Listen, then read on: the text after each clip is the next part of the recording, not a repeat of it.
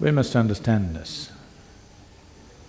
To build a sensible social fabric, it takes hundreds of years normally in a society. To build a culture where every kind of life, every kind of human being finds reasonably equal opportunity, it takes a long time for a society to structure itself.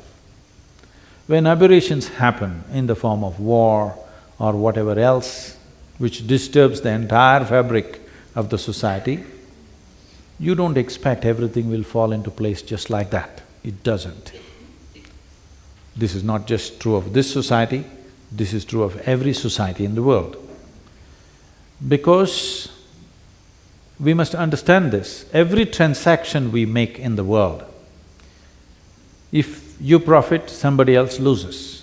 If they profit, you lose. This is the nature of every transaction. But to come to a cultural situation, to come to an inner situation where we are willing to play the game, if we lose, we are able to gracefully go to the next thing to do. To come to this place, you need a social fabric. Individual human beings can come to this within themselves, but for the larger society to manifest that, it will take its own time. How quickly can we make it happen is the question. How quickly can we put back social structure so that everybody experiences a certain level of comfort and ease and security in a given society? This depends on many things. There is administration, there are social forces, there are individual people everywhere who can do this. I would say, if the leadership in the country, when I say leadership, I'm not just talking about presidents and prime ministers, in every society there are many tiers of leadership. Any one of you who comes in touch with 10 people in a day, you have this choice. You can either impact them positively or negatively, or you can just let it pass by. So, if we start a social movement where everybody strives to impact everybody positively, whoever comes in touch with me, today I make sure that I impact them positively, then there is a sense of ease. When there is no sense of ease, people will do extreme things, always. People should come to a certain sense of ease. First thing is, there is an assurance of physical well-being. First thing is protection to life, a certain assurance of food and shelter, then other aspirations of education and social equality and all that stuff. I think the nation is largely working towards that. I think in this, it'll be very good for Uganda. See, we have always thought of nations means their unassailable borders. It is not so. I'm saying, we can be thousands of miles away, but we can form nations together and grow together. This is a time, these are times of collaboration, these are not times of competition. World prospers, industry prospers, business prospers, individual human beings prosper only by collaboration, not by working against each other.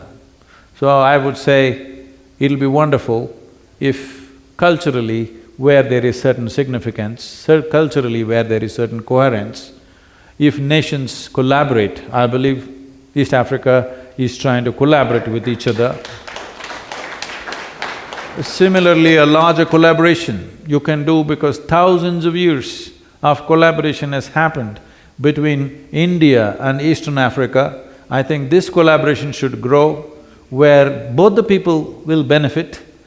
Any relationship is sustainable only if both the parties are benefiting. We must always set it up this way, because if it's an exploitative relationship, it will not last long.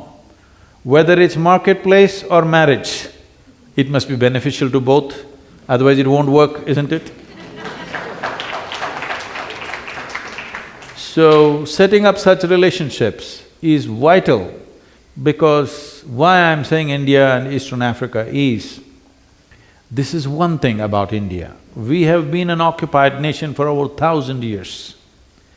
This is the only nation on the entire face of this earth where after 1,000 years of occupation, we have still retained our culture.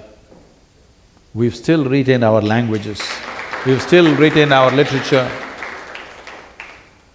So there is such a very strong fabric of culture which sets certain things in place by itself.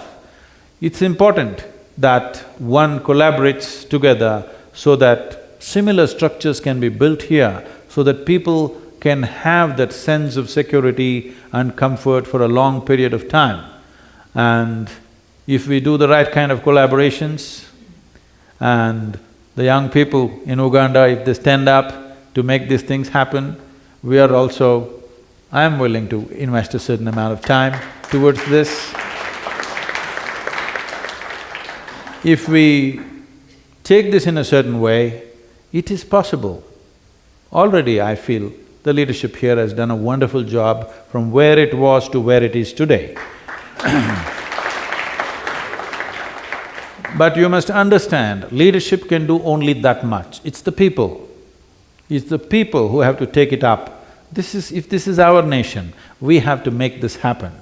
If this spirit does not come in us, if only spirits from the bottle are going into us, the spirit should rise from within us, it should not be going into us, isn't it?